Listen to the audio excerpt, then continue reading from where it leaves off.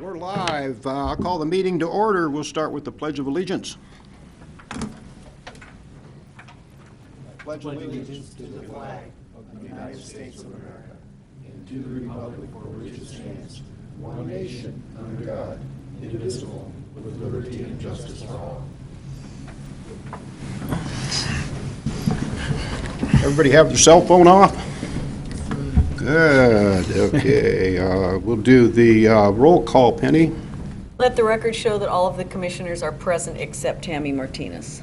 Thank you. Let's see. Next on the agenda, we have a ceremony. Dave.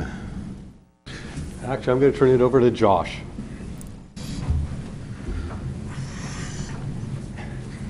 My name's Josh Oakes. I'm a recreation coordinator here at the city. This is Rachel Lane. She's also a recreation coordinator for the city. I got to push my button here.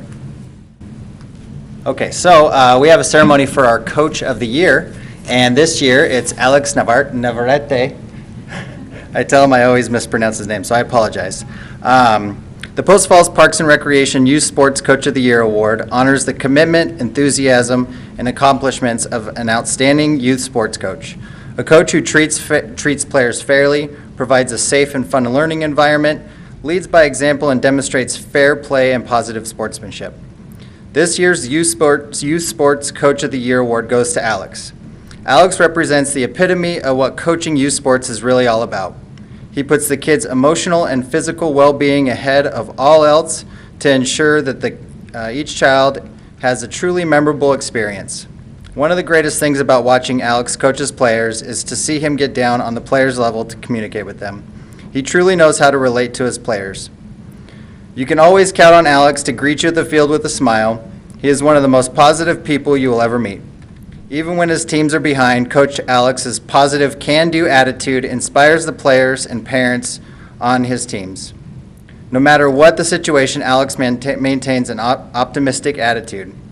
The Sportsmanship Award continues to measure our team's success in our youth sports leagues. Instead of rewarding winning records, we reward winning attitudes.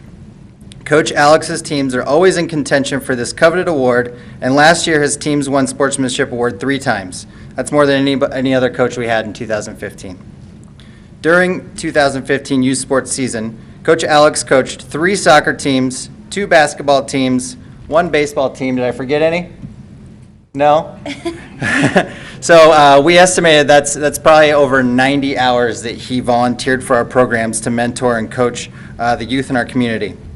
You can see some of them are showing up tonight to show support for Alex. So we appreciate them to be here. And we just want to thank you, Alex, for all the differences you make in the children's life in our community. And we'd like for you guys to join us in congratulating Alex for the 2015 Coach of the Year. So Rachel has a couple plaques here. One is we're going to present to Alex that he gets to take home. And then we also have a perpetual plaque that sits in the Park and Rec office with all of our coaches over the past few years. So you are enshrined at the Park and Rec office. So can I get the big plaque? You put that one away. Yeah. Thank you. Thank you. Do you mind if we just step up here and do a group picture real quick? Sure. All right. Go ahead.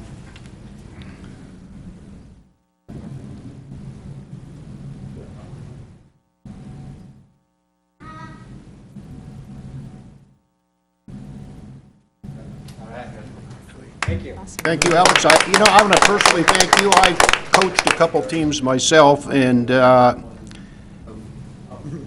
you finish?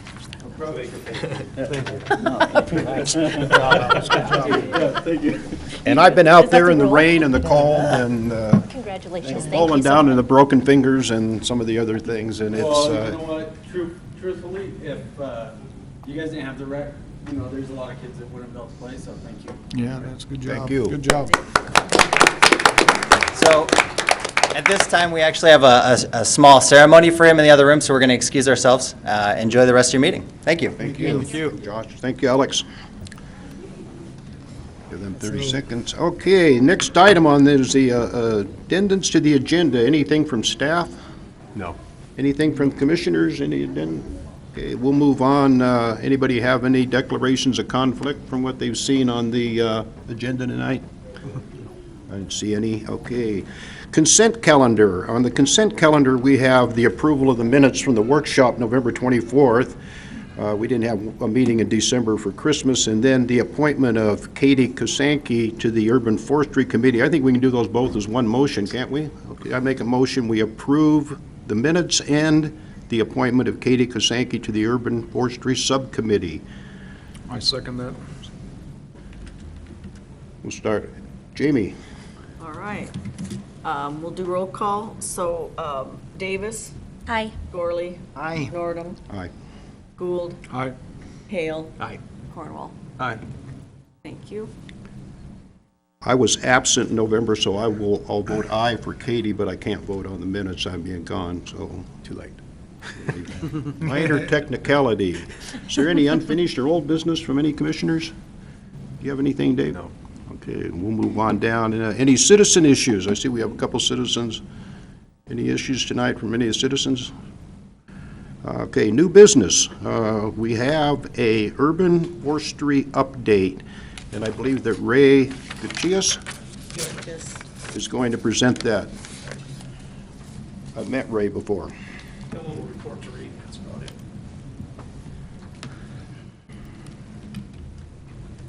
Oh, hello, I'm Ray Getchius, the current Urban Forest Subcommittee Chairman.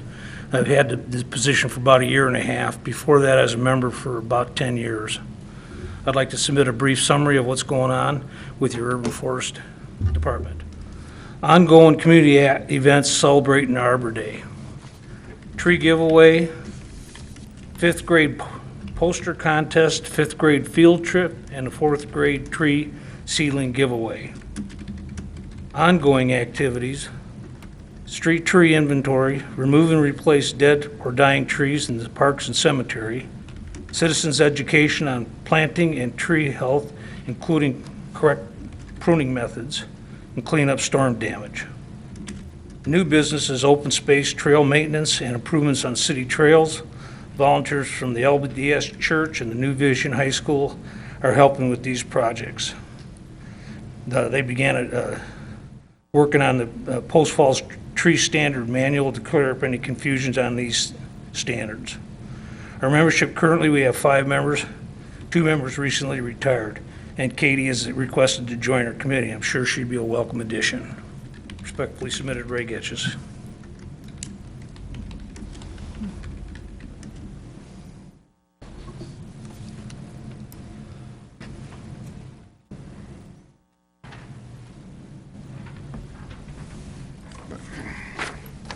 Thank you. Set this aside here, we'll move on down. Administrative staff reports are next. I'm not going to bunch those 3 things into one motion. I think we'll let Dave go through the 3 of them one at a time. So you're up, Yeah. Dave. Well, once again, it's kind of your guys' lucky night. I'm going to pass over the storm damage report to Brian Myers, our park manager. Good evening, Commission. Brian Myers, Parks Manager, just giving an update on how we're responding to the recent wind event in November and once again the snow event this past December. We had a significant amount of impact on each of those 2 events. The initial wind event resulted in about a dozen failures of right-of-way trees and about 2 dozen within the parks. Some of those partial failures, some of those complete. And just as we were starting to get caught up from the workload that presented itself with, we ended up with our snow event that happened in late December. And the results of that snowstorm ended up causing us to go ahead and close Corbin Park for the concerns we had at that site. We experienced approximately 80 to 85 failures in that one park. Mostly complete failures. The bulk of those trees were ponderosa pine species where they were between 8 inches and 12 inches in diameter. There were some other failures outside of that, but that was the bulk of what we were seeing at Corbin. We did have some fir tree failures as well. We had other failures up at the cemetery. The other areas that were highlighted a few at Kiwanis Park, and then the Camille Trails area. We still haven't been able to get in there and get that cleanup work started. So that kind of gives a picture of where we're at now about a month after that event, and how we're being able to respond. We're currently responding just with in-house staff. We had a handful of trees that did require contract work to be able to accomplish the removals because they were above or near high-value targets with structures and such, and they were time sensitive, and we didn't want to wait on those removals. So with that, I'll stand for questions on how we're responding or how we plan to act going forward. You know, we're talking about a lot of dollars in damages. Do we have an emergency budget, or is there an allocation of money, or do we have a thin budget anyway? To take that amount of money out of our regular operating budget and pick up that many trees is going to be devastating. Right.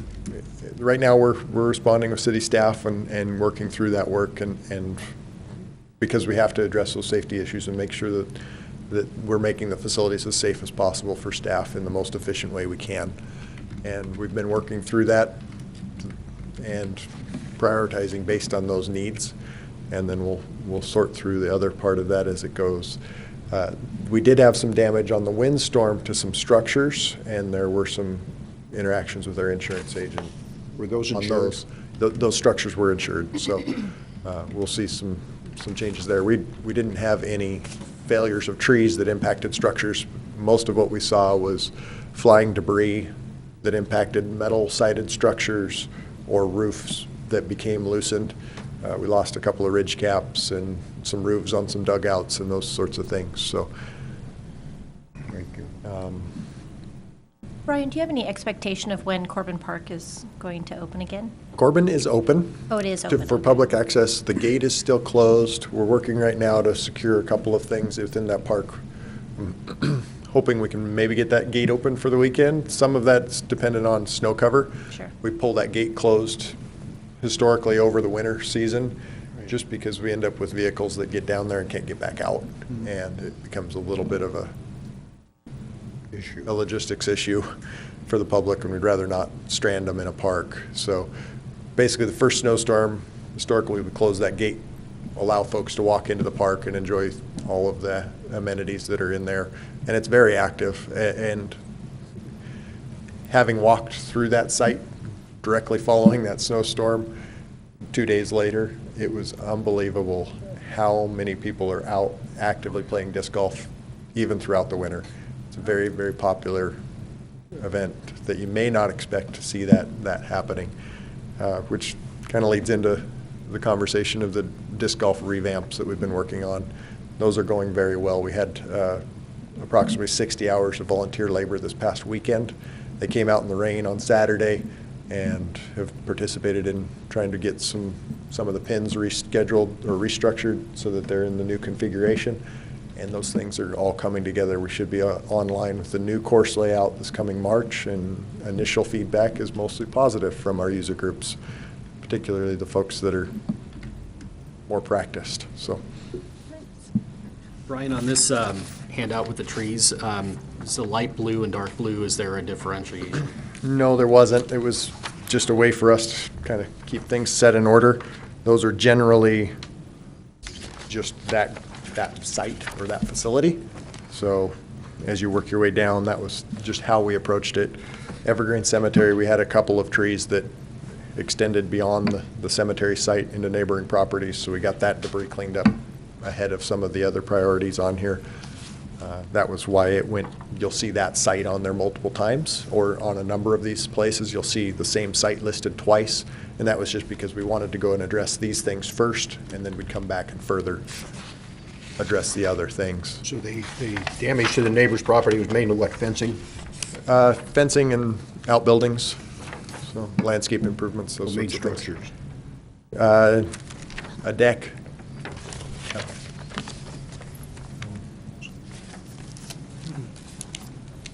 Wow, very good, thank you. Report. I guess, Rick, if I could add, you asked if we have an emergency budget for stuff like that, and no, we do not. So this is stuff that we pick up in-house. If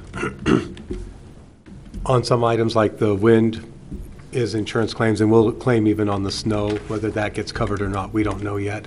Hasn't been determined, but we actually were pretty fortunate. And I mean, this looks bad, but compared to some of our neighboring cities, both to the east and west, we came out pretty good. Corbin Park was the big exception with the snow damage. But we worked through it. We can claim when we do contracts for the wind damage, we can claim actual damage to structures, but not staff time. We can do overtime. So there's bits and pieces in there. So we do take a bit of a hit, and we have to adjust our budget later on. Thank you. Dave, didn't you guys say the majority of the trees were 8 to 12 inches of diameter? So those are pretty manageable for in-house staff, wouldn't you think? They are manageable, and with the logs, because I've been asked several times about Corbin Park, we're doing several things with the trees in that damaged area. Some of the trees will be sold to be milled, so that there is some timber value to it. Some of it's pulp value.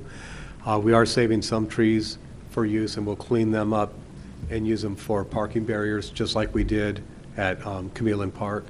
Other things are being chipped up and spread around, so that will go into mulch, and most of it will be used down there. Good, good. So we don't waste anything. Yeah, sounds good. Good, thank you. We'll move on to commission workshop topics. Who's presenting that? I'll start it out, so your luck just ended. I get to speak now. Oh, Lord. On that, one of the things this time of year, we always go back and we look at the different topics that we can do during the workshops. Workshops can handle, as you're well aware, but public may not be aware, we can do 1 or 2 items in it that we put some focus on and spend a little bit more time. Sometimes they're a little bit longer, and we only go with 1 for that. I did make a list of some items that I know are on there, but Commission was also asked to see if there's other items you'd like to add to it. So at your pleasure, I can go over the list that I have so far, or we can do that at the end and just have Commission members let us know some of the things that you folks want to discuss. Your choice. What's more convenient? I'll start it out and then you can add to it. To do that. First thing we had was the comp plan review. We're actually into our 3rd year of the comp plan, and it's probably time for us to review that, look at how we're doing, see what our priorities are on some of these things, and it does affect how we do our budget. The second thing is, of course, budget process. We will be starting that process in the next couple months, so it's good to know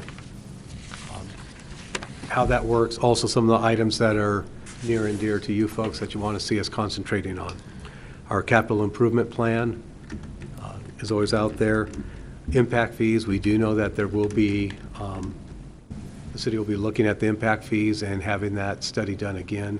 So that's a timely topic. We've had for several years out there, hasn't made it up to a workshop yet, but brainstorming for special events, looking to see what we could do as a community. Fundraising opportunities is another such one. Marketing and public awareness campaign, some of those items. Once again, these are all things that we could do to try and promote the department. Looking at our environmental policy, do we want to, I guess, ramp it up for lack of a better term? There's a lot of things we already do within, the parks and the native areas, but do we want to formalize that process? As far as tours, because we do tours, and I think it's really informative, but we could do a cemetery tour later on this summer, so you can see the expansion in the new shop and that type of stuff. We could do an urban forestry tour where you go see some of the things that the urban forestry is doing and see that approach. There's other tours for other facilities, but that's what I have right now. Any comments from the commissioners? Or other ideas? I think you hit all the main topics that really need to be looked at. The cemetery, I'd like to tour. I think that'd be a good tour this year. Okay. Yeah, I'd like to also see us visiting, all the parks over the the spring and summer here and kind of go through each and every one of them. I think it'd be beneficial to all of us to do that. I did that one time. I think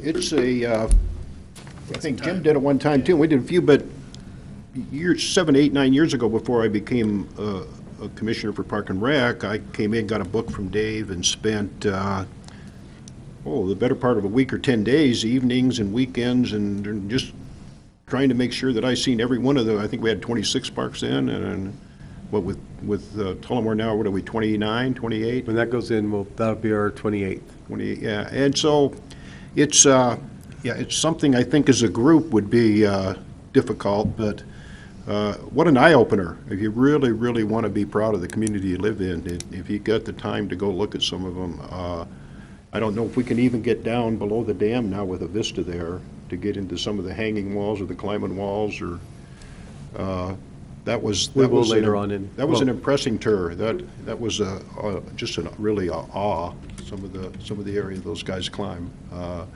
Yeah, I think that's a great idea, Howard. I'd go with some of them with you. Yeah, absolutely. I like to go through. I think it'd be great to evaluate, have each and every one of us evaluate the parks and from our own perspective of what we see and everything else, and kind of compile that and have a brainstorm session on that. I think that'd be good. Yeah. Good. Anyone else? Okay, we'll move on. The last thing on the administrative staff report says director's report. Is this a big one or a medium or a? Actually, this isn't that big. You've had my report, so you've had a chance to review it, so I'm available for any questions. Only thing I would like to highlight is, at Camille Park, what everybody sees along the road there is the drilling of the gas pipeline. That was done during December. They did punch through that, and the new pipe has been put in. It was pretty amazing looking at how they were doing it. There's a few pictures, I think, on our webpage. How big was the probe? Well, they kept enlarging the size of the head, but I believe the final bore, as they pulled it back through, was about 18 inches, 16 to 18 inches for a 10-inch pipe, because it collapses a little bit. So they got that in, and then inside the metal pipe, of course, is the gas line. They came out, as far as I could tell, exactly where they said they were going to do it. Very high-tech operation. These guys made it look easy. They hit one rock shelf in the middle of the river. Deflected. Yeah, they just changed the head on the drill and went through it, continued to do that.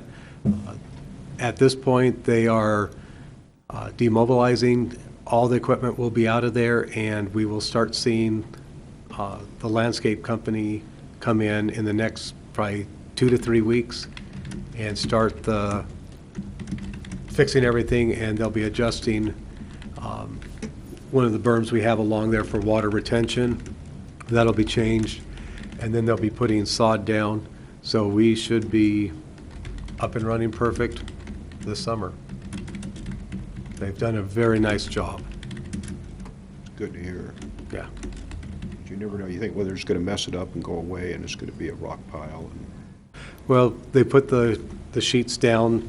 That was one of our requirements, to protect the root zones and to protect the turf and everything else. And that just kept all the heavy equipment from just turning it into a mud bog. So that was a real positive thing. Other stuff, I think that's probably one of the biggest items in there. It's very visible to the public. We've already covered the tree damage, and that was the second visible site. I think I'm just open to any questions if there's things there that you've heard about or you saw in my report. That was a great report. Very good, thank you. Okay, we'll move on to commission comments. Does anyone have a comment? No. Okay, we'll go back into, we have no need for an executive session unless I am in air. No. Okay. Regular session is over. I make a motion, we adjourn. I second it. All in favor? Aye. Aye. We're adjourned.